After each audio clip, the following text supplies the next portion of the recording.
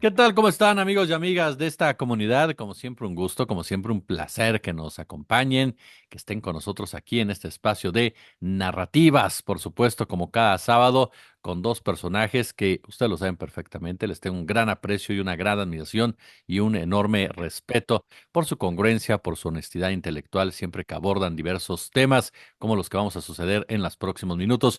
Mi querido Fede Bonazo, te saludo con muchísimo gusto, ¿cómo estás? El gusto es mío, querido Jesús, querido Ricardo. Agradezco tus palabras, Jesús, y saludo con el gusto de siempre, como cada sábado, a la audiencia de Narrativas. Se dan cuenta, amigos de narrativas, ahí voy, miren, y ahí voy llegándole a estos dos muchachos en la barba. Ahí voy. Déjatelo, déjatelo. Dentro de 4 años más o menos estaré un poco mejor. Señor Ricardo Matusalén. Valderas, ¿cómo estás? Muy bien, gracias Jesús, querido Federico. Un abrazo a nuestra querida audiencia aquí listo para compartir ideas con ustedes. El próximo martes, déjenme comenzar por ahí, hay dos eventos que nos van a poner a todos los medios de comunicación, analistas, opinadores, comunicadores pendientes.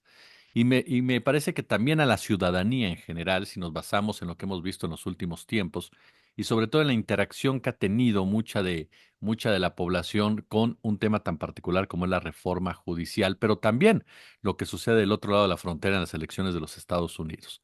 Son los dos temas que vamos a abordar, amén de que empiezan a surgir otros más durante los próximos minutos, por supuesto. Y esa fecha, querido Federico, nos va a marcar en muchos aspectos, ya sea por lo que determine la Suprema Corte de Justicia de la Nación con el proyecto de González Alcántara Carrancá, un proyecto que ha generado diversas opiniones.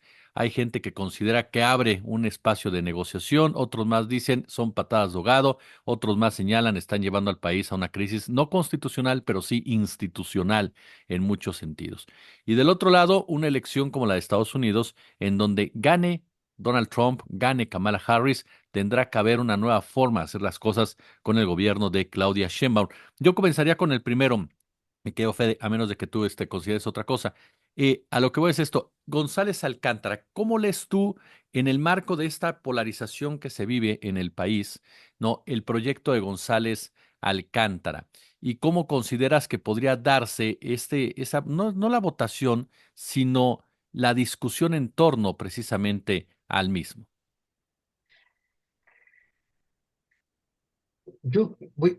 Quiero ser responsable en la respuesta. Y cuando digo responsable, no es que yo juegue o haya jugado en otras ocasiones en nuestro programa a ser irresponsable. Pero yo siempre lo comento, hay dos maneras de abordar los temas políticos que nos sacuden como individuos, como ciudadanos. Una es la que tiene que ver con nuestros deseos, con nuestra formación política, con nuestra ideología, con nuestras filias y nuestras fobias políticas. Si uno respondiera desde allí, la respuesta sería una. Y si uno respondiera con la responsabilidad que se le exige a todo analista, y yo siempre uso una aclaración modesta cuando me llamo a mí mismo analista. Soy un ciudadano que opina porque no soy un especialista en el tema judicial. Creo que de todas maneras no debemos inhibirnos los ciudadanos de opinar sobre un tema que tiene muchos intríngulis técnicos, porque allí está y allí se juega en la propuesta de González Alcántara como uno de los episodios más de una enorme discusión, se juega nuestro destino político y cómo queremos diseñar las instituciones que conformen ese Estado que es a la vez la gran institución, el gran espacio donde se regulan las relaciones sociales, económicas y políticas de los ciudadanos. Entonces, creo que es muy importante este momento y que hay algo muy virtuoso en él, que es que los ciudadanos estamos adentrándonos en ciertas discusiones que eran más reservadas para especialistas, para técnicos, y estamos aprendiendo todos. Y eso es bueno porque es parte de un proceso de politización que tiene que ver con un fenómeno que yo siempre menciono y que es producto del obradorismo, sobre todo, y del sexenio pasado, que es el empuje hacia la politización del pueblo, de la ciudadanía, de la gente, de todos nosotros.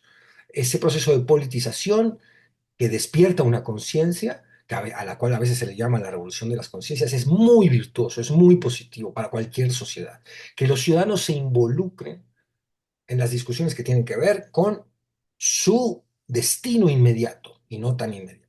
En ese sentido, voy a hablar tantito desde los dos ángulos, tantito como el activista de izquierda y tantito como el analista que cada vez busca perfeccionarse más.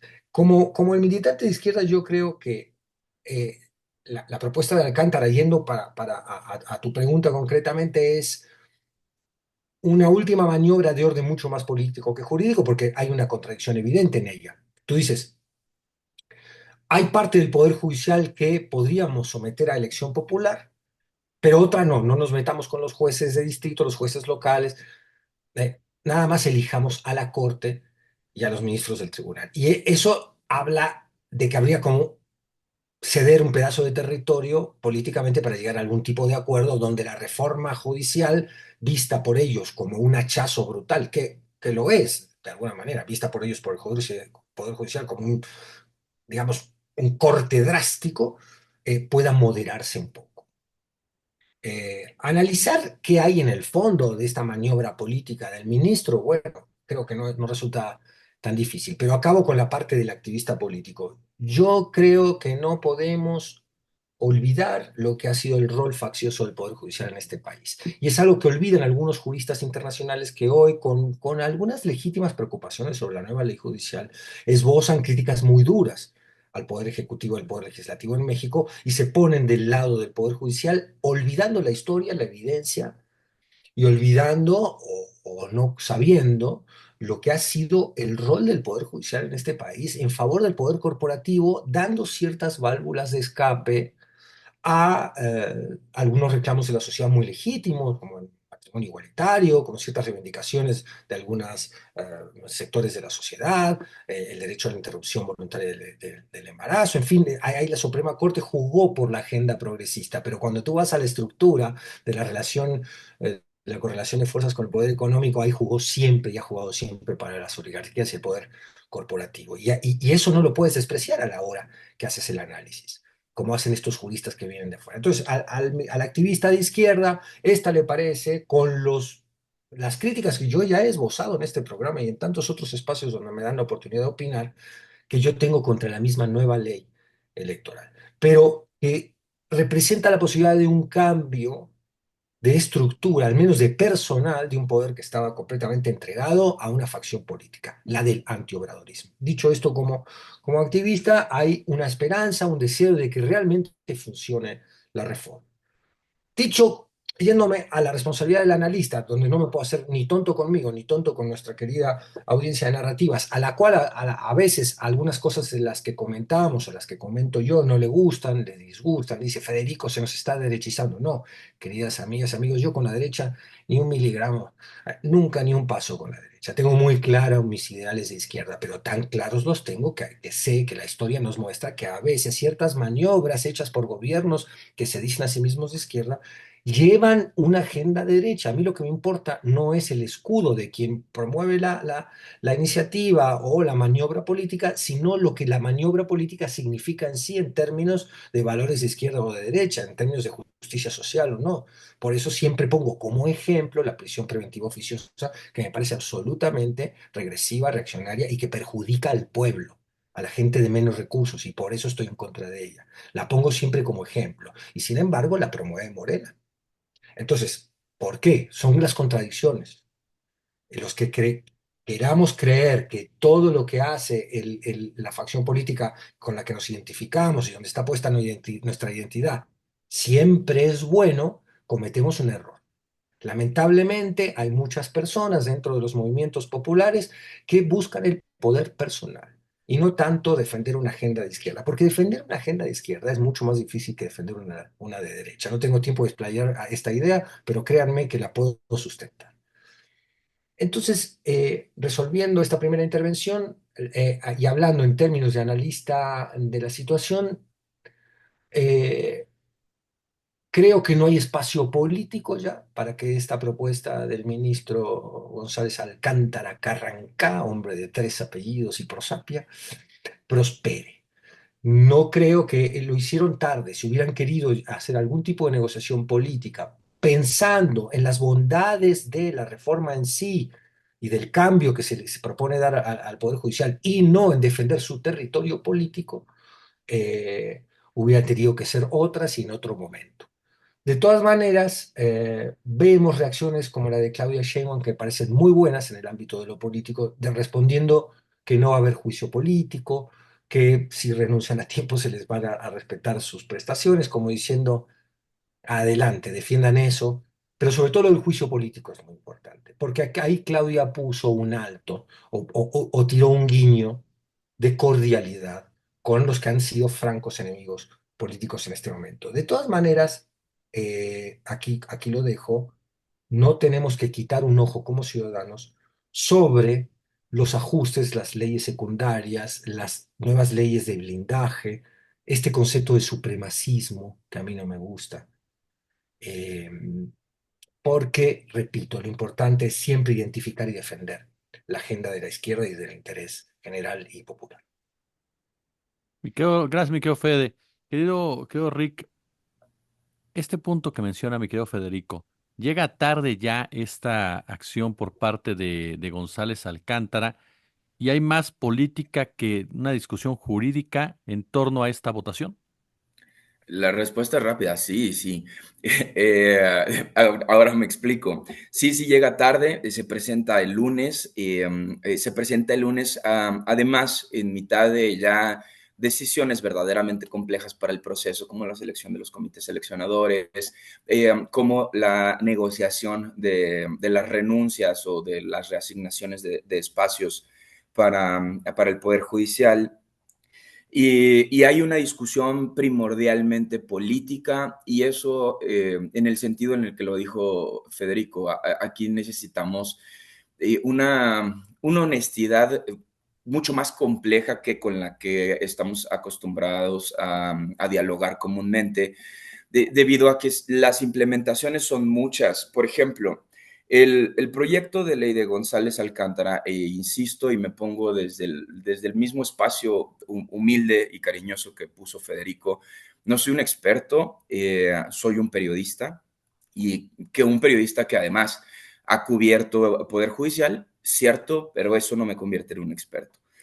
Sin embargo, lo que alcanzo a vislumbrar entre el montón de papeles que ahora se están aprobando y desaprobando es que lo que más les genera complejidad en esta estructura es la capacidad que tiene la figura del amparo, que dicho sea de paso, todavía hace 10 años nos sentíamos muy orgullosos porque todo el mundo había adoptado esta figura de contrapeso a nivel mundial, porque entendían que el Ejecutivo era o cometía actos de corrupción de manera frecuente, entonces había una manera para que la ciudadanía pudiera ampararse ante una situación de violación a derechos humanos. Eh, a mí aquí me aparece una discusión extraordinaria, que es si la figura del amparo se encuentra para velar los derechos humanos. Sin embargo, en las reformas impulsadas del obradorismo se está implementando una medida en donde la Constitución está por encima de los derechos humanos. A esto se refiere la supremacía constitucional. Bueno, entonces estamos dejando en segundo plano, por lo menos discursivamente hablando, no estoy hablando en materia administrativa ni aplicativa, estamos dejando discursivamente hablando a los derechos humanos en segundo lugar. Esto de alguna manera es preocupante. ¿Por qué digo que se deja en segundo plano? Porque los derechos humanos no estaban naturalmente en nuestra Carta Magna. Carta Magna hace referencia a su máximo documento de un país, en particular la Constitución mexicana. No es hasta que Tita Radilla Pacheco, la hija de Rosendo Radilla, Ujú. logra comprobar en cortes internacionales que el Estado mexicano había secuestrado, torturado y desaparecido a Rosendo Radilla Pacheco, particularmente la milicia mexicana en Ciudad de los Niños, ahora en Guerrero, desapareciendo su cuerpo en un vuelo de la muerte. O bueno, eso es lo que las investigaciones hacia donde apuntan, porque no tenemos cuerpo. Bueno, comprueban que el ejército mexicano desaparece a Rosendo Radilla por el delito de componer corridos. Esto hace que en cortes internacionales Tita logre una sanción al gobierno de Enrique Peña Nieto y modifiquen el primero constitucional del 1 al 10, en donde cambiamos o transitamos de las garantías individuales a los derechos humanos. Entonces se tiene la discusión, creo que si mi memoria no me falla, por tercera vez en la historia constitucional del país, sobre ponderancia en derecho. Hay muchas maneras de referirnos a esto que ahora están llamando los medios de comunicación como supremacía constitucional. Bueno, en ponderancia en derecho se discutía qué era primero, ¿no? Los derechos humanos, la atención a los derechos humanos o la Carta Magna. Cuando hubiera una discordancia de criterios, había que apelar a los tratados internacionales que velaban por los derechos humanos, que los derechos humanos son un acuerdo global. De hecho, tan solo un acuerdo global que en un inicio ni siquiera se pensaba en los derechos laborales como derechos humanos. También son progresivos y también se han trabajado. Bueno, esta decisión del obradorismo ahora deja en segundo plano, diciendo claramente que está por encima lo que diga la Carta Magna y que la figura del amparo, aunque vele por los derechos humanos, no puede ser utilizada para una reforma constitucional. Sin embargo, esto que a grandes rasgos la audiencia puede decir, bueno, no me suena tan mal si el legislativo ganó con más votos, ¿por qué un complejo de ministros o magistrados pudieran invalidar una reforma constitucional cuando se tiene mayoría parlamentaria, que es tan difícil de conseguir en un país como México, donde vota tan poca gente? Bueno, estaría fabuloso si no fuera porque el avance real o lo que hemos tenido como estado de la cuestión cuando se violan los derechos, por ejemplo, del medio ambiente, es el amparo suscitado por empresas. Las empresas siguen pudiendo meter amparos contra el Estado y siguen pudiendo contaminar ríos, no pagar prestaciones, es decir, hacer uso faccioso del Poder Judicial para no cumplir y violentar derechos humanos. Esto no se ha discutido. El amparo va a seguir aplicándose para las empresas, pero es tan un miedo que durante la discusión, la Confederación Patronal, la Coparmex, su gran argumento para discutir esto o para parar esto fue que esto pone en riesgo las garantías de quién y cómo. ¿Y por qué es la confederación patronal a la gente al que tenemos que escuchar? Bueno, porque temen que efectivamente lo progresivo de esta circunstancia sean las modificaciones en materia de amparo para la capacidad de las empresas de presentar un amparo en contra de no solo de alguna ley, sino de alguna circunstancia en caso de violación a los derechos humanos. Yo no veo que esta discusión esté apareciendo. Veo que las figuras de los comités seleccionadores son figuras principalmente políticas. Hay un par de buenos perfiles, habrá que decirlo también. Sin embargo, al dividir al comité entre el judicial, el legislativo y presidencia, el ejecutivo, sí hemos notado, y es muy evidente, y aquí hay que decir, con el pan ni a la esquina claramente, pero tienen un punto. Todas las personas que fueron propuestas desde el legislativo sí tienen relación comprobable con el partido Morena. Esto evidentemente deja en desacuerdo y en desnivel los procesos de selección. Entonces, ¿por qué no estamos invitando a los jueces y magistrados que no tienen carrera política y en cambio estamos poniendo personajes como a María Gabriela Sánchez, a quien evidentemente se le puede relacionar con Rubén Rocha Moya? Es muy problemático que aparezcan figuras políticas para seleccionar quién va a ejercer la política judicial en este país. Bueno, el proyecto de Alcántara al llegar, me parece que incluso hasta es a propósito que llegue tarde, para demostrar, porque les dieron la facultad al partido Morena de demostrar que su proceso seleccionador iba a estar viciado por el partido político. Oye, este punto que toca, querido Fede, Sí, en toda bien, esta, Rick, buen punto. perdón, mi querido Ricardo, mi querido Fede, este punto que toca, que también es interesante, los comités de evaluación ya se dieron a conocer los nombres tanto del Poder Judicial como Poder Legislativo, como Poder Ejecutivo. Y hay dos vertientes en ese sentido. Por un lado, el accionar por parte del Poder Judicial, es decir, presento mi lista. Estoy supuestamente cumplimentando todo lo que se me está marcando en esa reforma, la cual Yo no reconozco su constitucionalidad como tal, según los que han expresado en sus propias cartas, pero presento lo que tengo que presentar. Un doble juego por parte de ese Poder Judicial en momento dado, esperando sobre todo lo que va a pasar el martes, pero diciendo por lo pronto yo ya cumplí, o guiños de negociación, como bien lo decías, Fede, con la jefa del Ejecutivo. Y dos, la conformación de estos comités.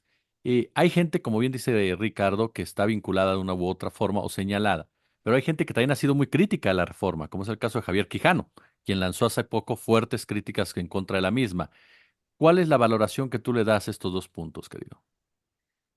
Sí, primero que nada que estamos viendo una combinación entre acciones de orden político y de orden técnico-jurídico por parte del Poder Judicial que a la vez aumenta un poco su descrédito, porque tú dices, a ver, ¿cuál es tu estrategia? Tú no puedes jugar con las dos, no puedes jugar con una perspectiva absolutamente jurídica, judicial a la hora de defender tu causa o defender lo que tú llamas separación de poderes, república, y luego decir, bueno, pero aquí podemos ceder en el caso de los ministros de la elección de los ministros de la Suprema Corte. O sea, tienes que escoger una coherencia argumentativa para defender tu punto. Y el Poder Judicial está demostrando una vez más una muy poca pericia en el orden de lo político. Esa poca pericia que demostró Norma Piña actuando de manera absolutamente facciosa durante toda la campaña y que ha contribuido a aumentar su descrédito, porque mucha gente dice, Ujú, no, es que el descrédito del Poder Judicial viene de que durante todos el sexenio López Obrador lo señaló en la mañanera. No, disculpen, el Poder Judicial no ha escatimado en acciones para su propio descrédito. Eso en cuanto a la primera parte de de la pregunta. La segunda, quiero revisar con mucha atención la composición de las personas que van a formar estos comités que han sido propuestas ahora por cada uno de los poderes de la nación para poder tener un juicio que, donde yo te presente lo que sería algún balance. El caso de Andrés Reper o de Vanessa Romero me parecen, por ejemplo, que son propuestas del Ejecutivo, dos personajes que si bien tienen una conexión directa con Morena y con la agenda ideológica de la 4T, creo que tienen la suficiente probidad, porque esto lo digo yo en un análisis un poco somero de sus biografías, conociendo mucho más a Vanessa que a Andrés, por ejemplo, pero conociendo su desenvolvimiento público y entendiendo que esa cercanía no necesariamente va a significar una parcialidad escandalosa que provoque que los jueces evaluados o la composición de esa primera preselección que después va a la toma, la insaculación, sea ostensiblemente partidista. Repito, es decir, que la posibilidad de que una resolución muy parcial se haga efectiva, que era uno de los peligros, riesgos y temores y preocupaciones que teníamos muchos con el diseño de la nueva ley. Estamos viendo incluso que retrocedieron en la propuesta de Plasencia, que era una propuesta de Lenia Brad, de Batres y de Yasmín Esquivel, es decir, de la parte 4T de la Suprema Corte, del Poder Judicial, y entiendo yo que eso puede obedecer a dos fenómenos. Uno sería un mecanismo de autocorrección por parte de Morena, o podría estar hablando de una disputa interna de territorios de poder, porque va a tener mucho poder, por supuesto, el comité evaluador, los jueces que van a quedar evaluados, que también van a tener un compromiso con todos los participantes que de alguna u otra manera jugaron un papel para que finalmente adquieran el cargo, que era otra de las preocupaciones, es decir, el vínculo del nuevo Poder Judicial con el poder político. Eh, que yo se puede contraargumentar, bueno, pero siempre ha tenido un vínculo con el poder político, el poder judicial y a favor de las grandes corporaciones y de un poder político que estaba cooptado por un poder económico. Esa es la historia del poder judicial en las últimas décadas en México, un poder judicial que no ha escatimado en defensa de maniobras neoliberales y violatorias del espíritu mismo de la Constitución que ellos juraron defender. Y esa es una argumentación válida. Pero lo que debemos pensar nosotros es, bueno, no repitamos errores o prácticas de cooptación política de alguno de los poderes de la nación en pos de ahora nos toca a nosotros, de esa idea de, pues ahorita, no, intentemos diseñar instituciones que estén blindadas contra la cooptación política del Poder Judicial. Porque repito lo que digo siempre, Morena no va a gobernar, ojalá sí, pero no va a gobernar para siempre. Incluso dentro de Morena va a estar la disputa política en el próximo sexenio. Entonces, cuando Morena empiece a jalonearse internamente entre facciones políticas con agendas diferentes, ¿qué vamos a hacer si nuestras instituciones no están diseñadas de la manera en que mejor proteja los intereses de todos, de la ciudadanía, no de las facciones políticas? Entonces, lo que estamos viendo es el avance de la instalación de esta nueva ley que rige la composición y la configuración del Poder Judicial, que algunos nos decían, no, pero oye, pero tú eres un agorero de cosas malas. Bueno, yo no quiero ser agorero de cosas malas. Ya estamos viendo complicaciones, ya estamos viendo situaciones que no terminan de gustarnos, porque todo este proceso debería guardar la mayor imparcialidad posible. Todavía también creo que es temprano para ejercer un juicio total, decir, no, todo este proceso está viciado. No. Lo que tenemos que hacer, repito, lo mismo con lo que concluí mi intervención pasada y aquí concluyo esta, tenemos que monitorear como ciudadanos, identificar dónde están nuestros intereses generales como ciudadanía y a nuestros gobernantes, a nuestros políticos, a nuestros jueces, a nuestros representantes, a todos nuestros gobernantes que están allí para servirnos a nosotros y no para servirnos nosotros a ellos, reclamarles, monitorear, expresarnos en las redes sociales, en las conversaciones en casa, en los grupos colectivos de acción política en los que formemos parte, decir, no, ojo, estas maniobras no, este tipo de cosas no, estos chapulines no. Yo no sé si a eso obedece que hayan retirado un personaje tan siniestro como el que había sido titular de la Comisión de Derechos Humanos, Plasencia, que está señalado por mil cosas, entre otras por no haber tenido una actitud acorde a las responsabilidades de su cargo con el tema Tlatlaya y, si no me equivoco, Ayotzinapa también. Es decir, personajes de muy dudoso desempeño público ya estaban siendo propuestos para ocupar un sitio en el comité de evaluación de los jueces. No de evaluación, perdón, de selección de los jueces. Entonces, bueno, esta situación nos exige a nosotros ciudadanos que no podamos dormir y decir, no, yo confío en Morena, confío en Monreal, en todos esos muchachos y adiós. No, no, no. Nuestra responsabilidad cívica es formar parte de la discusión y enterarnos a fondo de las complejidades de la misma. Hermano, confiar en Monreal es como confiar en el árbitro en un partido de la América. Este, Pero es de Morena, no, no es del PAN. y el árbitro es del fútbol mexicano, hermano. Casi me ahogo, cabrón. Oye, No, no quiero personalizar únicamente el Monreal, digo, es un protagonista de la situación, ¿no? No, sí, claro. quedó súper bien el ejemplo, amigo. Pero sí, totalmente de acuerdo, querido. Yo soy el que pongo el mal ejemplo, tú lo sabes. Pero a lo que voy, ahorita lo que voy, te voy a dar la pregunta del millón, querido Ricardo. A ver, estamos el día miércoles ya. Ujú. ¿Qué va a pasar después de lo que se vote en la Suprema Corte de Justicia de la Nación? Pues podemos amanecer con dos constituciones. Una que tiene una ley judicial ya aprobada por el Congreso, ya validada por el Ejecutivo, validada por congresos estatales, y otra que es la que se está aprobando con el Judicializar. proyecto de González Alcántara. Es decir, tendríamos dos constituciones el miércoles si es que los ministros votan a favor de ese proyecto. Segundo escenario, se vota a favor de ese proyecto y se acepta, son escenarios simplemente, que te pongo ahí sobre la mesa. Segundo escenario, y se acepta en el Poder Ejecutivo y Legislativo como una forma de descargar ciertas responsabilidades, porque ojo, en el proyecto González Alcántara deja el tema del Consejo de la Judicatura para ser modificado, lo que te da un control en un momento dado del ingreso de los jueces nuevos. Una carta D. Pero el tercer punto, el gobierno federal, por supuesto, no acepta la votación de la Suprema Corte de Justicia, lo mismo que el legislativo. ¿Habría ¿Qué pasos crees tú que se podrían presentar ante una situación que en dos de las tres opciones te va a llevar sí o sí a una crisis institucional? Lo que yo alcanzo a entender, porque esta es una pregunta sobre procesos y hay que insistir a la audiencia, no soy abogado. Sin embargo, creo que con los diálogos que he tratado de tener con la gente dentro de la Suprema Corte, lo que tendríamos no serían dos constituciones, sino una constitución judicializada.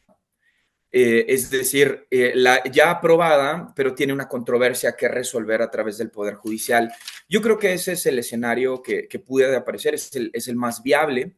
Y en este punto de partida me parece indispensable que, apelando a todo el discurso de Fede, en donde nos explicaba su gran preocupación respecto a cómo va a avanzar esto, a mí también me preocupa, por ejemplo, que Morena no diga quién fue la persona impulsora de los jueces sin rostro, porque no es cierto que todo Morena piensa que los jueces sin rostro están bien.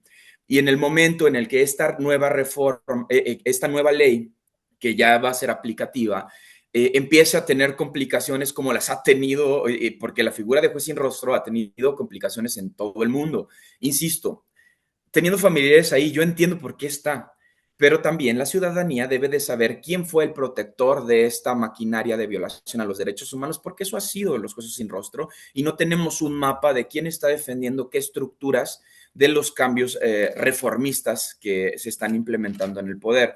Ahora, si se queda el Consejo de la Judicatura Federal, ahí sí yo creo que es una manzana envenenada. El Consejo de la Judicatura debe de desaparecer sí o sí, e incluso dentro del Poder Judicial son muy claros, es corrupto, es y parte, no revela información de contrataciones. Yo creo que eso es una gran falla en el sistema.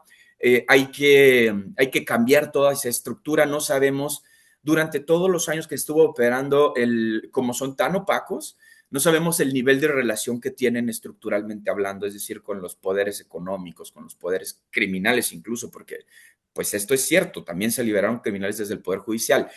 Y tampoco hay un planteamiento que me parezca sano respecto a los poderes judiciales locales.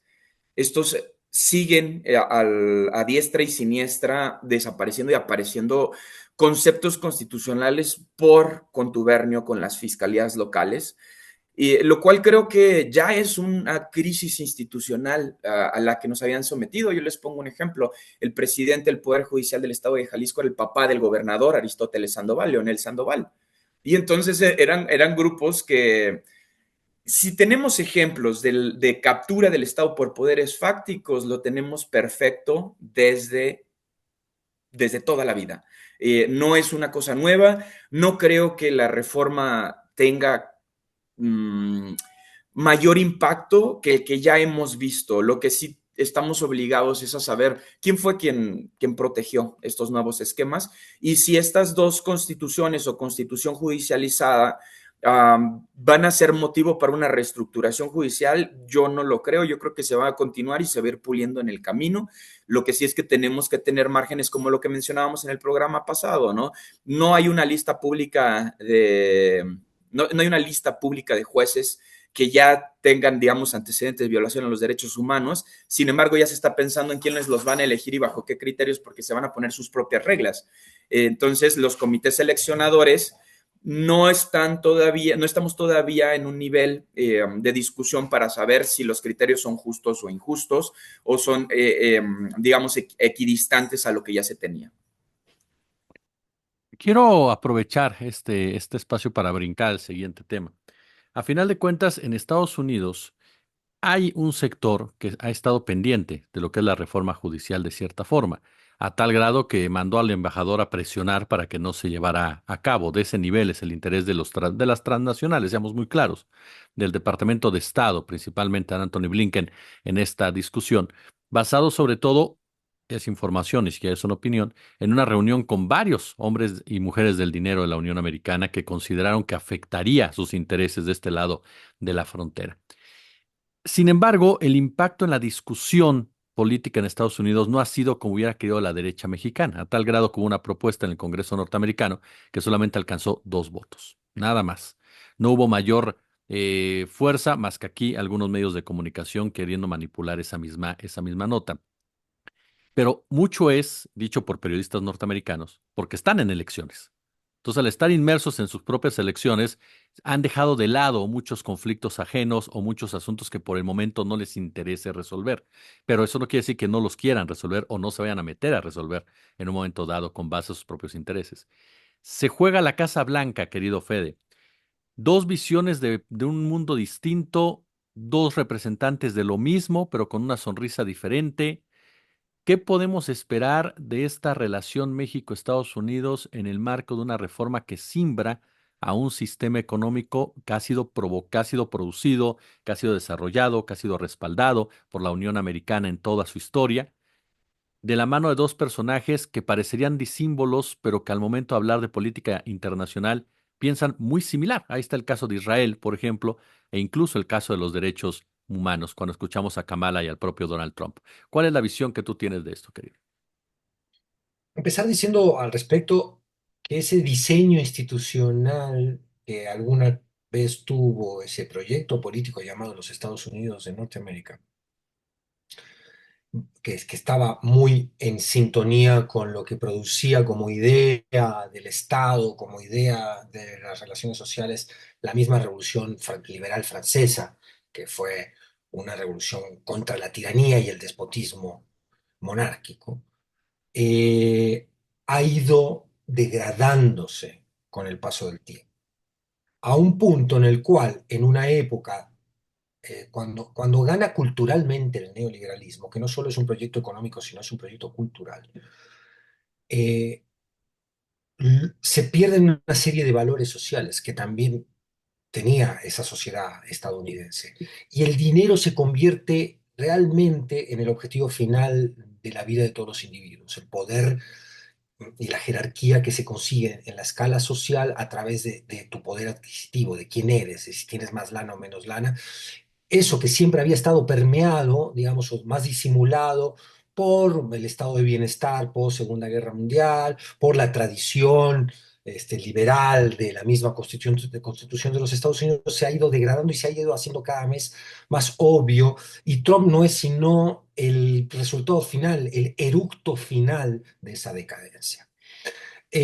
Cuando el senador Bernie Sanders dice que el Congreso de los Estados Unidos ha sido cooptado por el lobby energético y del complejo militar e industrial y por otras corporaciones, y que los legisladores de los Estados Unidos no son sino lobistas de esos intereses económicos.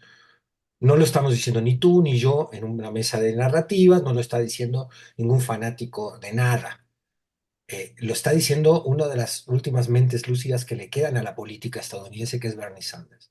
Entonces, eso habla de que tenemos que convivir con un imperio en profunda decadencia, donde las opciones políticas apenas sugieren matices en lo que va a ser la relación con México. Aún así, nuestra relación con los Estados Unidos es tan fuerte, tan intensa, tan orgánica, que esos matices cobran importancia. Por ejemplo, en el tema migratorio, imagino yo que Kamala Harris, que es una punitivista, es una mujer muy dura, que los que revisen su biografía no crean que estamos ante una liberal como era Jimmy Carter o algunos de los demócratas más, que en realidad de liberals tiene muy poco, ¿no? El gran liberal Clinton bombardeaba a Sarajevo matando inocentes.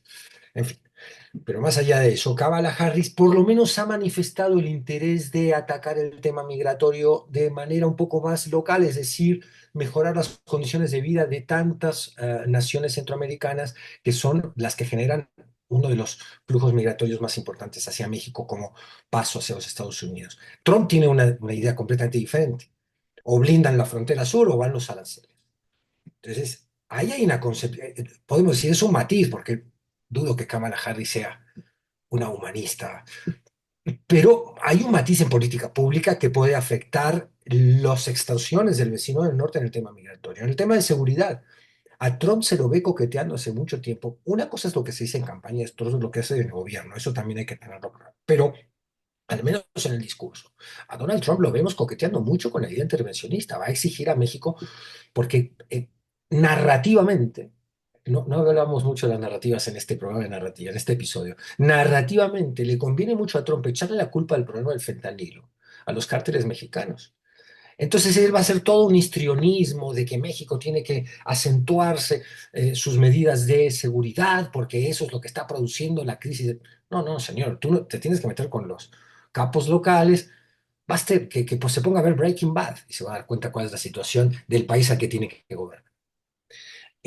Pero también habría un matiz allí. O sea, yo creo, bueno, por ciertas señales y declaraciones y manifestaciones durante la campaña, que Kamala Harris no va a apostar por una un injerencismo, un intervencionismo tan drástico que puede implicar, no sé, si este loco un día amanece y manda tropas a la frontera a detener a un capo. Ya lo hicieron de manera, imagínate, disfrazada con el mayo, pero imagínate que entren los Marines. O sea, no creo, siempre digo que no creo que eso se produzca, pero lo veo más probable con Trump que con Harris. Y después en el tema de la economía, bueno, me parece que Trump es mucho más proteccionista que Harris. Y entonces ahí los chantajes a la hora de la renegociación del TME van a ser mucho más drásticos de parte de Trump, con todos los avisos, cautelas que economistas muy serios como Krugman y como otros han puesto sobre la mesa en el debate público en los Estados Unidos, diciendo no puedes caer en una política absolutamente proteccionista, porque eso vas a perjudicar a sectores importantes de la economía estadounidense. Pero a Trump eso no le interesa porque es un tema ideológico para él.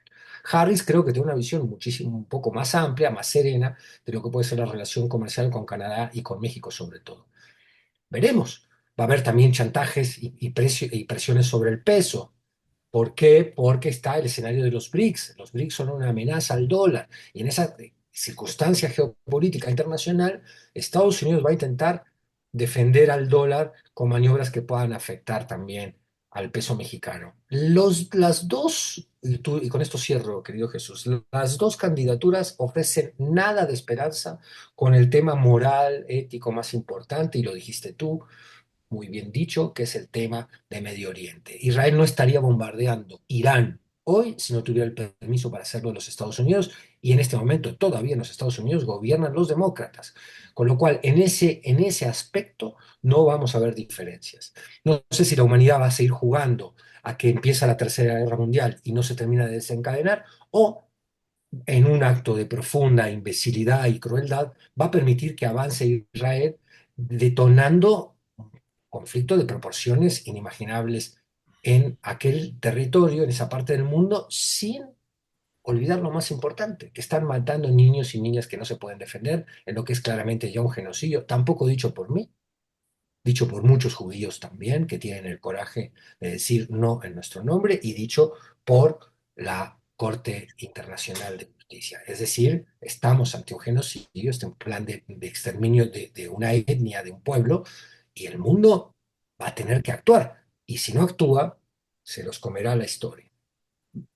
La misma pregunta, querido Rick. En el marco precisamente de esta fecha, entramos la reforma judicial, las elecciones de Estados Unidos, lo que representan para México Kamala Harris o el propio Donald Trump.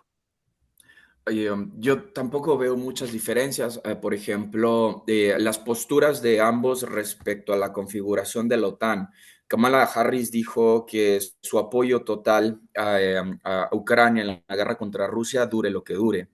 Esas fueron las palabras textuales, ¿no? Eso es una mujer dispuesta a la guerra, como lo menciona Federico. Y con el tema de Gaza ha sido un tanto más moderada porque le costó a los grupos de izquierda norteamericanos algunas declaraciones verdaderamente lamentables que realizó. Ella su última postura era denunciar crisis humanitaria, pero no apoyar el desarme de Israel. Respecto a la estructuración bélica, como Estados Unidos es un imperio acostumbrado a inflar el valor adquisitivo a través de la construcción de guerra, yo no creo que se vaya a pacificar el mundo por ninguna de las dos candidaturas. Sí alcanza a observar una distancia de ciertos grupos del poder corporativo. En el gabinete de Donald Trump están magnates como Elon Musk, que abiertamente son intervencionistas, quieren invadir países, se apropian de territorio, mientras que Kamala Harris está resguardando una defensa del aumento a la tasa impositiva del 2.1 al 2.6 y particularmente a la industria corporativista, a los grandes contribuyentes. Es decir, hay cierta distancia del dogma del capital con Kamala Harris, pero sus posturas en materia de derechos humanos o de humanismo, como lo menciona Federico, son bastante lamentables justo por lo que ya se dialogó. Poco a poco han ido desapareciendo estas figuras profundas del Norteamérica realmente liberal, los liberals, que construían junto con espacios narrativos de defensa de la ciudadanía, de libertad absoluta y que teorizaban al respecto, eventualmente se ha ido cooptando por el poder capital, la captura corporativa, no la famosa captura corporativa, de la práctica política, por lo que podemos ver, por ejemplo, discursos desde los demócratas al refuerzo de la vigilancia y del aparato policial en frontera norte con México y Estados Unidos. Yo pienso que el tema de seguridad respecto al fentanilo, a pesar de que ellos lo inventaron, ellos impulsaron su consumo, ellos tienen la mayor cantidad de consumidores de esta misma sustancia,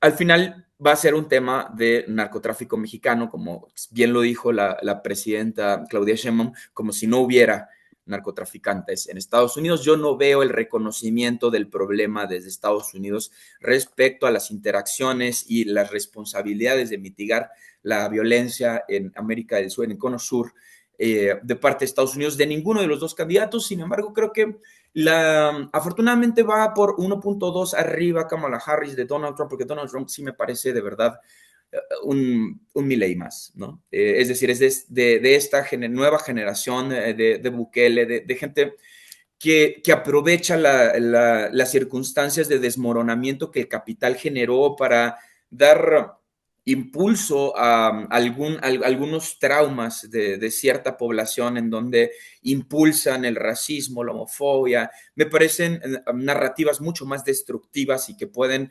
implementar éticas colectivas, porque ahora vemos varias personas en los mítines de Donald Trump teniendo discursos abiertamente racistas, como el que desafortunadamente arrojó sobre Puerto Rico, ¿no? Por ejemplo. Esto se vuelve cultura popular, ¿sí? Y es un poco la discusión que teníamos en México de si el presidente López Obrador se la vive desacreditando a la prensa, eventualmente alguien en la calle va a decir toda la prensa es corrupta. Es la misma discusión. Si el presidente de Estados Unidos o el candidato a presidente ahora de Estados Unidos constantemente está diciendo que hay razas, es decir, hay este discurso supremacista, eventualmente la gente lo adoptará como ética, a diferencia de, por lo menos hay un contraste con López Obrador en donde se hablaba de humanismo, de bienestar colectivo. Él podría tener discusiones severas sobre prácticas particulares como el periodismo, como el activismo, porque se denunció, ¿no? Guerra contra el periodismo y el activismo. Sin embargo, trataba de nivelar el discurso, de no fomentar la violencia. Estos límites no los tiene el Partido Republicano. De hecho, es constantemente, bueno, violador de los derechos humanos y abiertamente se redacta así.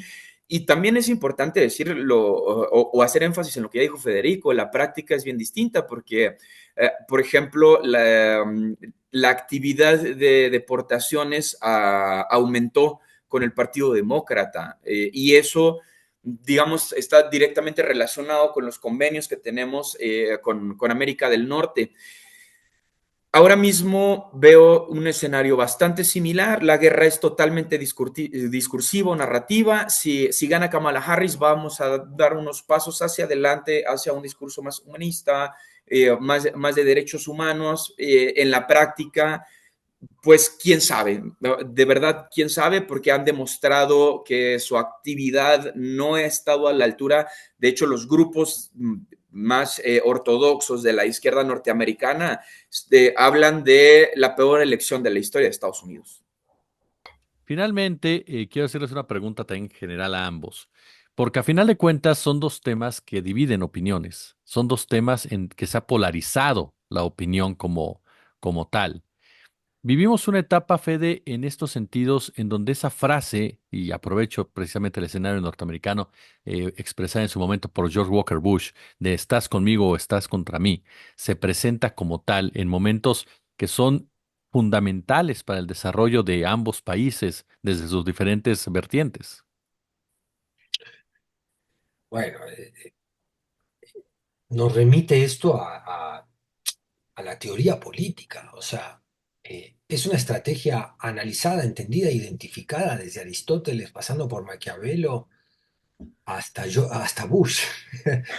Y, y nuestros líderes de izquierda también la han entendido muy bien, y hay toda una teoría, desde Gramsci pasando por Laclau, de cómo el ellos y el nosotros, el enemigos, amigos, el traidores y leales, el buenos y malos, construye un espacio político, construye un espacio de colaboración. Ahí sí es totalmente narrativo, porque apenas las mentes que tienen mayor capacidad de ser escépticas con los discursos que les vienen dados por los líderes y dicen, ok, a mí me cae bien esta persona, pero yo voy a cuestionar este pedacito de su discurso, o no me convence del todo este otro, que es la tarea de los analistas, en identificar los matices en los discursos. Ahí te das cuenta que esa estrategia política tiene en general un muy buen rédito en el corto plazo, sobre todo en una coyuntura electoral, donde el voto es binario. Tú no puedes ir al voto y escribir una carta de dudas en la boleta. Pones a opción A, opción B o opción C. Es básicamente binario el voto. Entonces, ante una situación binaria, el construir un ellos y nosotros, traidores y leales, conviene muchísimo a las facciones políticas. Y cuanto más convenzas al electorado, en este caso, de que tú eres la opción correcta, ese hecho binario del voto tiene mejor efecto para ti. Por tanto, es una estrategia muy buena en el corto plazo. ¿Qué produce en el largo plazo? Polarización. Y la polarización tiene un defecto enorme, que es que cancela el pensamiento crítico. Y la cancelación del pensamiento crítico tiene dos efectos. El primer efecto que tiene la cancelación del pensamiento crítico es que sin pensamiento crítico, reconocimiento de errores, tú no puedes corregir lo que estás haciendo. Y segundo, que cae en el sectarismo. Ese es el segundo subproducto de esta idea maniquea de la política, de esta estrategia maniquea. Y al caer en el sectarismo, cancelas eh, eh, no solo el pensamiento crítico, cancelas biografías. Injustamente sacas del movimiento personas que han hecho por ese movimiento a veces muchísimo más que los fiscalitos, los sargentitos del movimiento que andan señalando con un dedo moral quién es traidor y quién es leal. Y esto en el largo plazo es devastador para los movimientos de izquierda y para las sociedades, porque las sociedades, si hablamos de revolución de las conciencias, esa parte conciencia de la frase revolución de las conciencias debe incluirnos a nosotros mismos. No puede ser solo señalar a los canallas de siempre el acto de la conciencia política. La conciencia política tiene que tener el valor de descorrer las cortinas que tapan el espejo donde nos vemos reflejados nosotros mismos. Nosotros también tenemos que comprendernos a nosotros mismos dentro de la conciencia que decimos haber adquirido políticamente.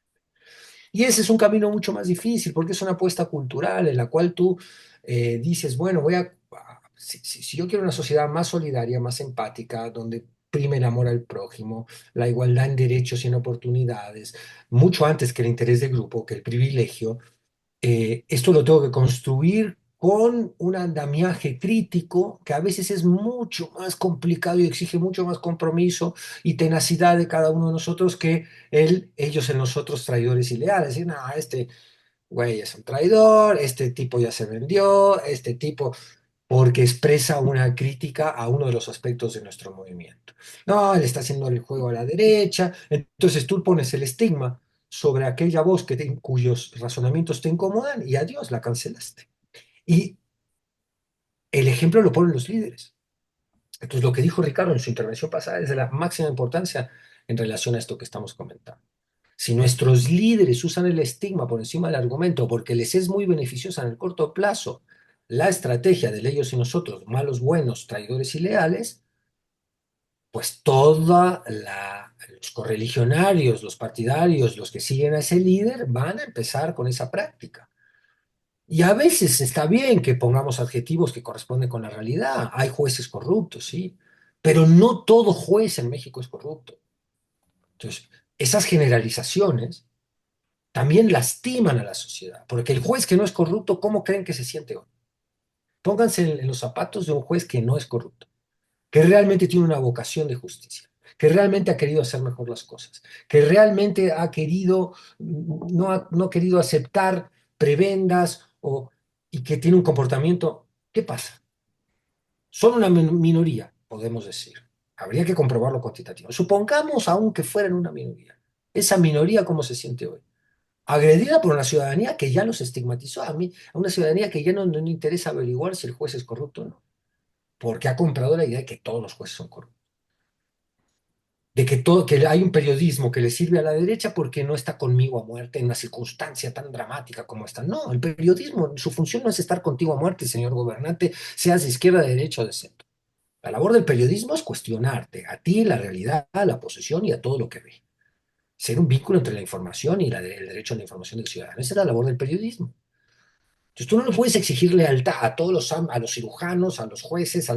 Bueno, la ciudadanía tiene maneras diferentes de pensar, de expresarse. Eso es y debe ser la democracia. Y cuando nos decimos a nosotros demócratas, no podemos decirnos demócratas y usar el estigma contra el que piensa diferente. Descalificarlo porque piensa diferente y sacarlo de la deliberación pública porque nos incomoda lo que dice. Esa no es una actitud de demócrata, esa es una actitud autoritaria. La izquierda no puede ser así. El odio, el autoritarismo, la cancelación y la censura son de la derecha.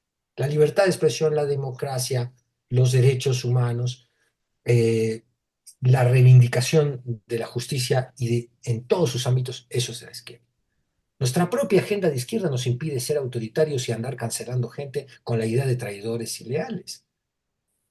Hay traidores y leales al ideario de la justicia, no a los escudos que portan algunos que se visten, se saben disfrazar muy bien, que ayer eran del PRI, se cambiaron hacia Morena, cruzando su ideología como quien cruza el camellón de la Avenida Insurgentes en la Ciudad de México. No, no, no. A ver, ¿quién es el incongruente?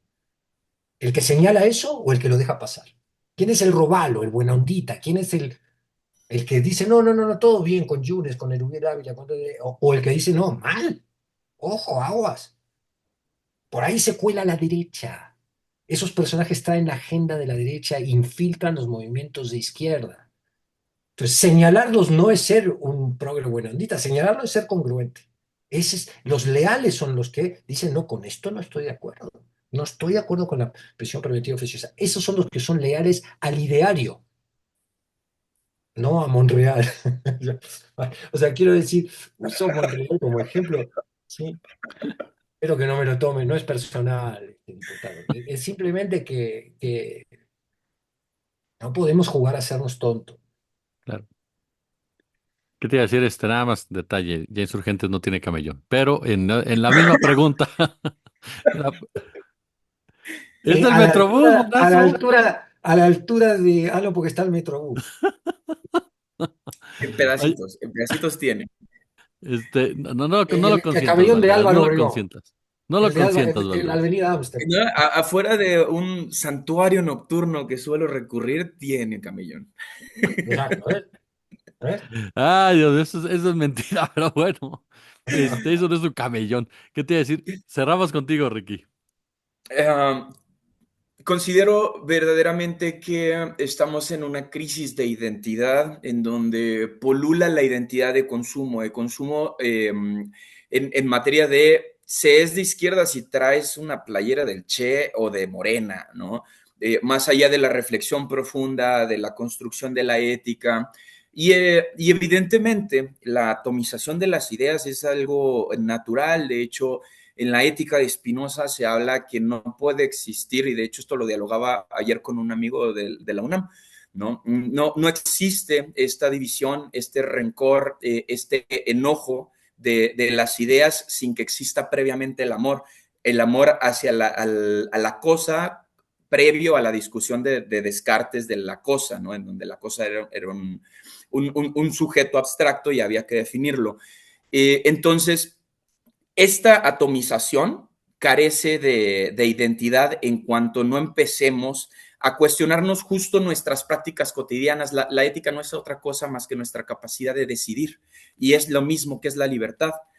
Nosotros y nosotras decidimos que tal acción es buena o mala y le damos una categoría axiológica y con base en eso nos definimos como seres humanos y lo que yo estoy percibiendo es que nos falta crítica. Nos falta crítica porque creemos políticamente que es suficiente apoyar una narrativa sin ser congruentes. No se puede ser de izquierda y militarista. Perdón, hay como 11 ensayos al respecto sobre poder y guerra. No se puede ser de izquierda y apelar a la censura. También hay muchos ensayos al respecto, ya no son marxistas, pero son neomarxistas. La discusión está dada. Y lo que nos hace, lo que nos está haciendo falta en todos los espacios son las herramientas para poder llegar a la conclusión que es insuperable que acaba de dar Federico sobre dejar claro por qué tenemos esta posición, qué decisiones nos marcan y nos delimitan o nos dan ciertos calificativos.